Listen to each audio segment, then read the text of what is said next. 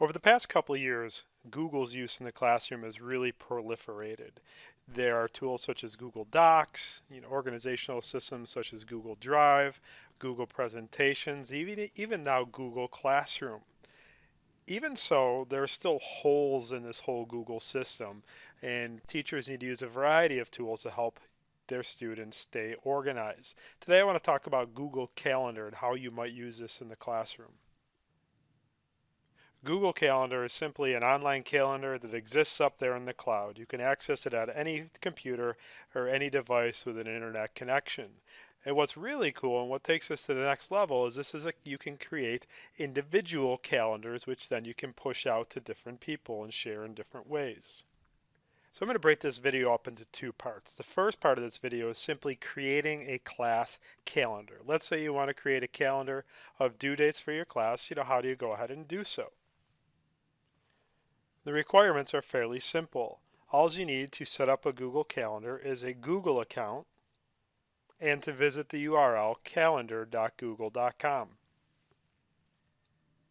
If you'd like to even save yourself some time, you could just go to Google, sign in, press this little grid, and find the direct link to the calendar, which is right here. Once you're at the calendar, you'll just see a simply monthly calendar. There's many different ways you can look at it. You can look at the 4-day view, the weekly view, the day view, and the agenda view. For the purpose of this, I think the month view is the best way to look at it. What you're going to do first is create your own calendar. Now, just a little bit of word of warning. If you click on this create button right here, this is actually just to create an event within an existing calendar, not to create an actual calendar.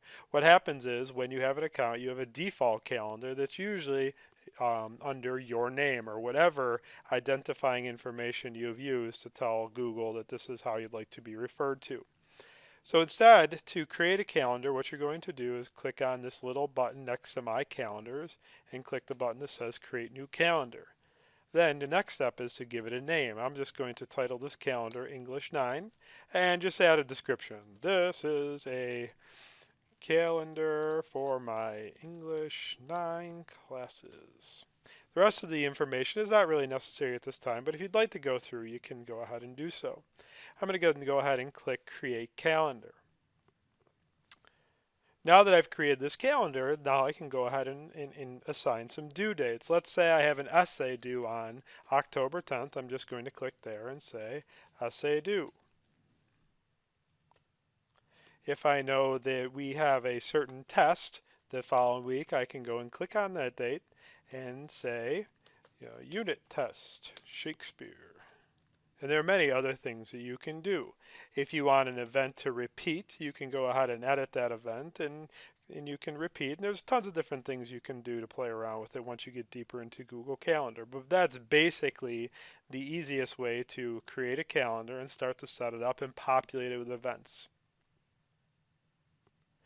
So what's really cool is if you create this calendar and share it, then your students can all of a sudden have this other tool that they can use to keep up to date on their due dates. If you found this video at all useful and would like to check out and see how you can easily share this with your students, check out the next video.